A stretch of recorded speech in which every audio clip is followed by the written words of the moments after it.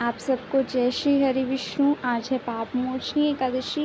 पापमोचनी एकादशी का जो शुभ मुहूर्त है, विधि विधान से पूजा कैसे की जाएगी या उसका पारण टाइम क्या है, वो मैं आपको इस वीडियो में पूरा बताने वाली हूँ, तो लास्ट तक वीडियो को ज़रूर देखिएगा। तो आज है पापमोचनी एकादशी। पापमोचनी एकादशी जो है पूरे विधि विधान से इसमें विष्णु भगवान की पूजा की जाती है। पापमोचनी एकादशी का व्रत रखने से माना जाता है कि जो जातक हैं या मनुष्य हैं, उनकी सभी इच्छाएं पूर्ण रूप से पूरी होती हैं। पापमोचनी एकादशी इस साल जो है 5 अप्रैल को पापमोचनी एकादशी आ रही है। यह एकादशी चैत्र मास के कृष्ण पक्ष की एकादशी तिथि को मनाई जाती है। जो प्रभु श्री हरि विष्णु को समर्पित है, इस दिन पूरे विधि विधान से विष्णु भगवान की उपासना की जाएगी। प्रभु को खुश करने के लिए यह दिन बहुत ही महत्वपूर्ण माना जाता है। मान्यताओं के अनुसार जो है पापमोचनी एकादशी का व्रत रखने से मनुष्य की जो सभी इच्छाएं हैं वो पूर्ण होती हैं। तो आइए हम जानते हैं कि पापमोचनी एकादशी का शुभ मुहूर्त क्या है, पूजा विधि विधान से कैसे की जाएगी, भोग क्या है, आप किस मंत्र का जाप कर सकते हैं, व्रत और पारण का टाइम क्या है। पापमोचनी एकादशी का जो शुभ मुहूर्त है वो है एकादशी तिथि जो प्रारंभ होगी वो होगी 20 मार्च 2024 को 12:21 पर सुबह के। एकादशी तिथि की जो समाप्त है वो होगी मार्च 21, 2024 2:22 सुबह के।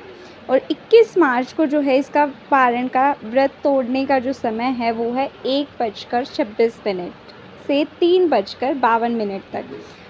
और ये जो टाइम है, ये जो समय है, ये है PM यानी कि शाम का टाइम। पारण तिथि के दिन हरिवासर समाप्त होने का समय जो है वो है 8:58। तो है हम जानते हैं पापमोचनी एकादशी की जो पूजा विधि है वो क्या है। तो सबसे पहले आप लोग जो है स्नान आदि कर मंदिर की साफ़ सफाई करें, भगवान श्री हरि विष्णु का जलाभिषेक करें, प्रभु का पंचामृत सहित गंगा जल से अभिषेक करें। अब जो है प्रभु को पीला चंदन और पीले पुष्प अर्पित करें। मंदिर में घी का जो है दीपक प्रज्वलित करें। संभव हो तो व्रत रखें और व्रत लेने का संकल्प करें। पापमोचनी एकादशी के व्रत कथा का पाठ करें। ओम नमो भगवते वासुदेवाय मंत्र का जाप करते रहें। पूरी श्रद्धा के साथ भगवान श्री हरि विष्णु जी की आरती करें और प्रभु को तुलसी दल सहित भोग लगाएं। अंत में क्षमा प्रार्थना कर ले, यानी कि आपसे इस विधि विधान में अगर कोई भी पूजा में गलती हो गई हो तो उस पर लास्ट में जो है अंत में जो है आप क्षमा प्रार्थना कर लें। भोग में जो है आप भगवान विष्णु की कृपा पाने के लिए इस दिन जो है गुड़ और चने की दाल या केला पंचामृत का भोग लगा सकते हैं और भोग में तुलसी दल डालना ना भूलें। मंत्र आप बोल सकते हैं ओम नमो भगवते वासुदेवाय नमः या फिर ओम नमो नारायणाय लक्ष्मणाय नमः। तो आइए पापमोचनी एकादशी की व्रत कथा का प्रारंभ करते हैं। तो एक बार जो है धर्मराज युधिष्ठिर बोले कि हे जनार्दन, चैत्र मास के कृष्ण पक्ष की एकादशी का नाम क्या है और उसकी विधि क्या है, आप कृपया करके मुझे उसके बारे में बताइए।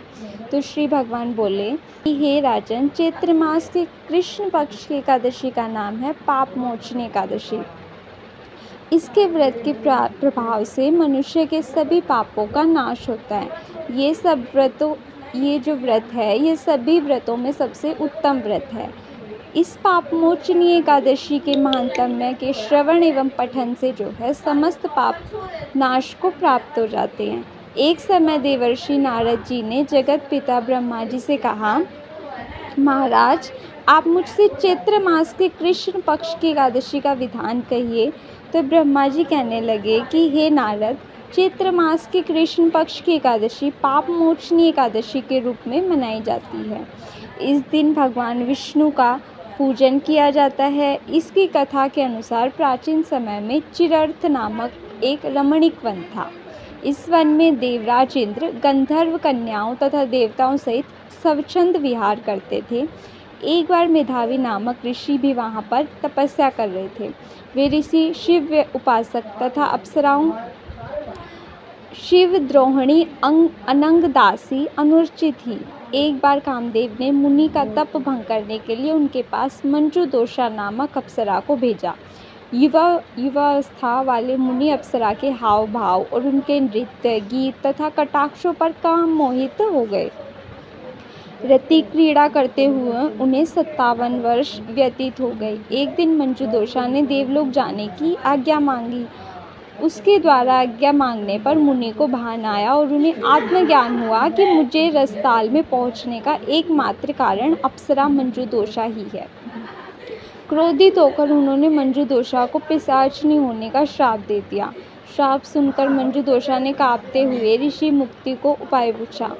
जब मनुश्री ने पापमोचनी एकादशी का व्रत रखने को कहा और अप्सरा को मुक्ति का उपाय बताकर पिता च्यवन के आश्रम में चले गए। पुत्र के मुख से श्राप देने की बात सुनकर च्यवन ऋषि ने पुत्र की घोर निंदा की तथा उन्हें पापमोचनी चैत्र कृष्ण एकादशी का व्रत करने की आज्ञा दी। व्रत के प्रभाव से मंजूदोषा अप्सरा पिशाचिनी की देह से मुक्त होकर देवलोक चली गई।